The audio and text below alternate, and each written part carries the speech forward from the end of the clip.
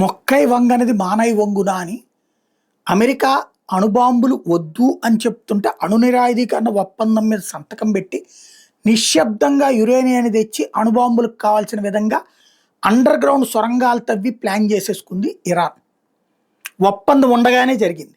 అదే విషయాన్ని ఇజ్రాయెల్ అమెరికాకి చెప్పింది. వాళ్ళు యురేనియం ఎందుకు తెచ్చుకుంటున్నారంటే అణు విద్యుత్ కేంద్రాలకని నమ్మించారు. అదే విషయాన్ని చెప్పి వాళ్ళు అణుబాంబులు తయారు చేస్తున్నారంటే ఇరాన్ కూడా ఈ మధ్యన ఒప్పుకుంది చేస్తున్నామని. ఇప్పుడు ఆ అణుబాంబులు ఉన్నటువంటి కొండని ఏదైతే ఫోర్దో అణు కేంద్రాన్ని ధ్వంసం చేయాలి. అది కొండ కింద ఉంది, కొండ పైన కాదు, కొండ కింద ఉంది. మన పాకిస్తాన్ ఎట్లాగైతే కైరానా హిల్స్ లోపల పెట్టుకుందో అట్లాగే వీళ్ళు కూడా ఫోర్దోలో కొండ కింద పెట్టారు. ఇప్పుడు ఆ కొండని పేల్చేయాలి.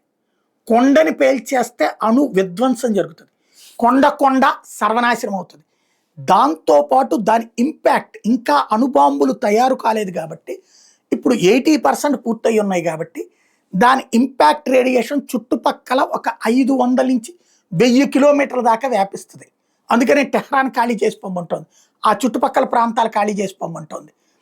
తద్వారా అక్కడ అణు విధ్వంసం చేయడానికి, అంటే అణుబాంబు వేయరు, అణుబాంబు తయారీకి కావాల్సిన మెటీరియల్ ధ్వంసం చేస్తే కూడా రేడియేషన్ వస్తుంది.